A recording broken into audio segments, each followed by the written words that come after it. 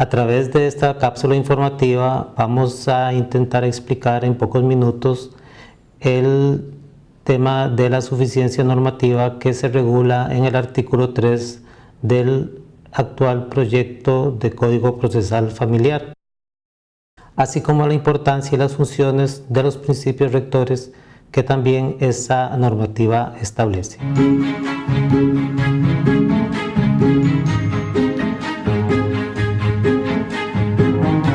Recordemos que de conformidad con el artículo 6 de este mismo cuerpo legal, el sistema procesal de familia viene a tener como eje central a la persona humana.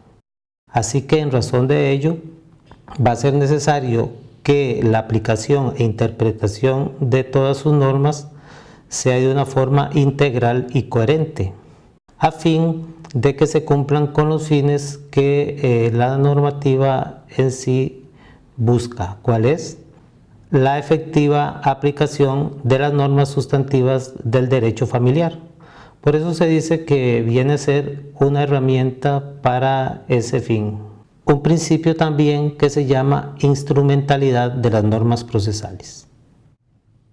Ahora bien, el tema de la suficiencia normativa lo vamos a encontrar regulado, como señalé, en el numeral 3 de este proyecto de Código Procesal Familiar, el cual me permito leer a continuación para desarrollarlo con más propiedad.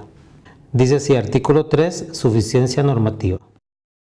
En casos o situaciones no previstas en este código, la autoridad competente integrará la normativa atendiendo a los principios sustanciales, procesales y demás fuentes de la materia familiar. La decisión deberá ser fundamentada y no se recurrirá a la aplicación de fuentes procesales de otras materias que resulten, por su naturaleza, incompatibles con los fines previstos en esta ley. Así que, para tratar de comprender cómo es que vamos a aplicar esta directriz de suficiencia normativa en los diferentes trámites o procesos que se puedan llevar a partir de la aprobación de este Código Procesal de Familia, habría que considerar, como dije antes, el tema de la persona como eje fundamental del sistema y la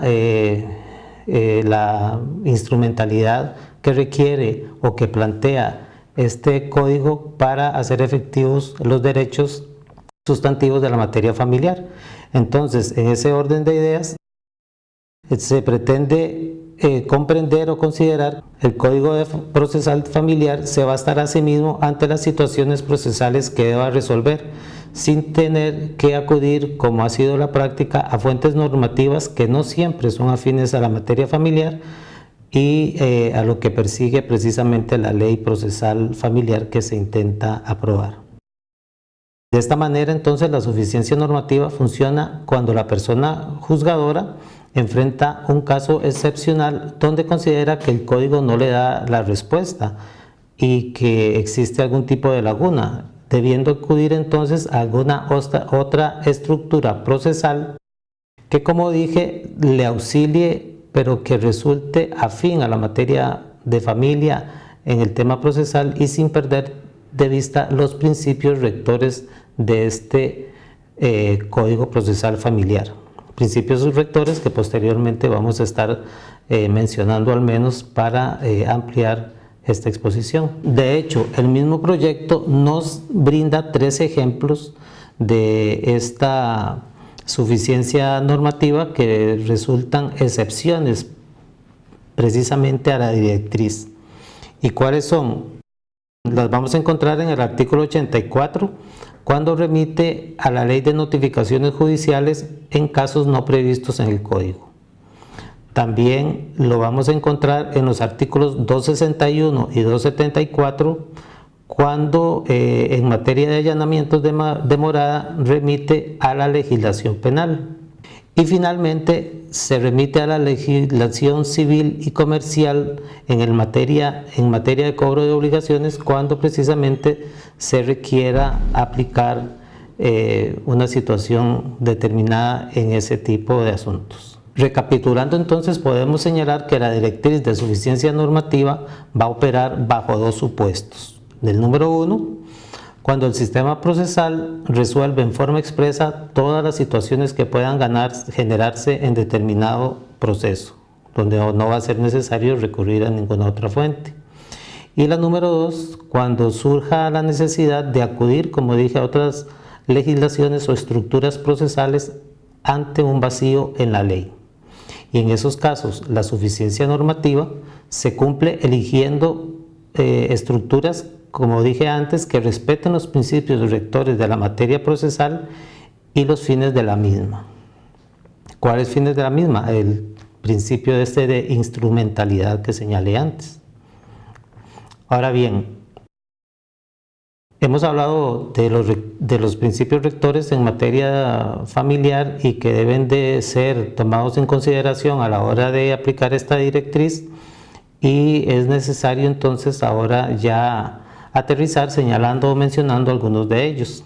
Recordemos que deben estar presentes en cada decisión que la persona juzgadora tome cuando considere que el Código Procesal de Familia no se basta a sí mismo. Y resultan los que en el mismo proyecto se describen en todo su articulado y que me permito mencionar a continuación, básicamente haciendo referencia a algunos de sus artículos. Inicialmente podemos hablar del principio de privacidad, que se encuentra mencionado en el artículo 4 del proyecto, los principios de inmediación y de concentración, los principios generales del artículo 5 son principios procesales como el de fácil acceso a la justicia, impulso procesal de oficio, celeridad procesal, buena fe, economía procesal y equilibrio procesal.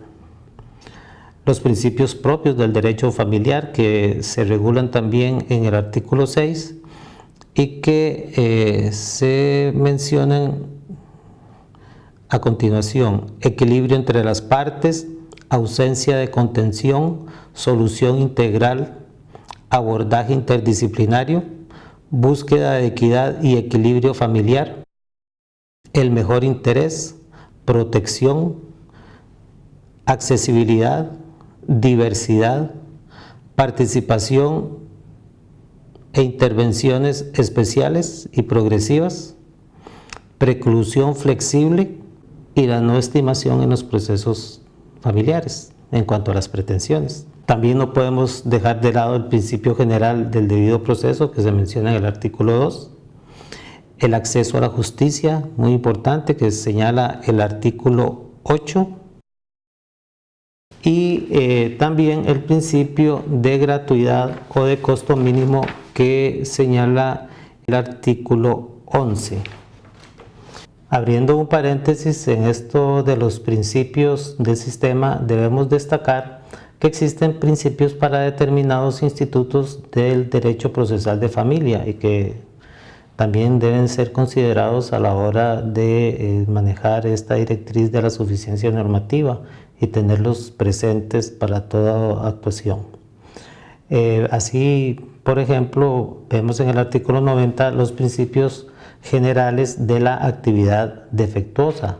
En el artículo 127 refiere a principios de la actividad cautelar, y el artículo 146 alude a principios específicos de la prueba en el proceso familiar.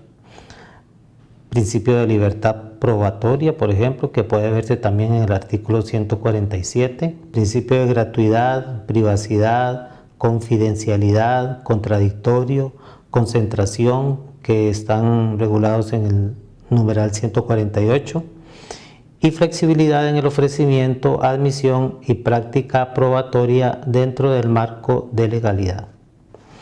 También el artículo 152, en ese mismo tema de la prueba, se refiere al principio de facilidad probatoria. En el artículo 155 se ve una aplicación práctica de los principios para la potestad de incluir prueba de oficio y se debe fundamentar con los principios de imparcialidad, razonabilidad, proporcionalidad, experiencia, solución integral, vulnerabilidad, protección y accesibilidad, así como para evitar los fraudes procesales. Luego, el artículo 249 alude a los principios de la materia alimentaria, el interés de la persona beneficiaria y el principio de la responsabilidad de cumplimiento de la obligación alimentaria, además de los principios de celeridad, informalidad, sencillez, oficiosidad y sumariedad que todos conocemos. Cerrando este paréntesis sobre los principios específicos, no queda la menor duda que se trata de especificaciones de los principios rectores que hemos estado tratando en esta exposición. Todos estos principios protectores, como he señalado, y rectores principalmente de la materia procesal familiar, deben ser observados y respetados en las decisiones que la persona juzgadora tome cuando enfrente la necesidad excepcional de acudir a otros sistemas procesales afines a la materia de familia, al considerar que existe un vacío en el procedimiento que esté aplicando, pues estos resultan ingredientes esenciales en la aplicación del principio o de la directriz de suficiencia normativa, la cual hemos intentado explicar y que responde a este nuevo concepto de sistema procesal familiar que, como también hemos mencionado, se mueve a partir de 3 ideas claves que vamos a resumir para cerrar con esta cápsula de información. 1. El tener a la persona humana como eje central del mismo. 2. El resultar una herramienta en función del derecho de fondo. Y 3. El contextualizar lo procesal según las necesidades y características de la materia familiar.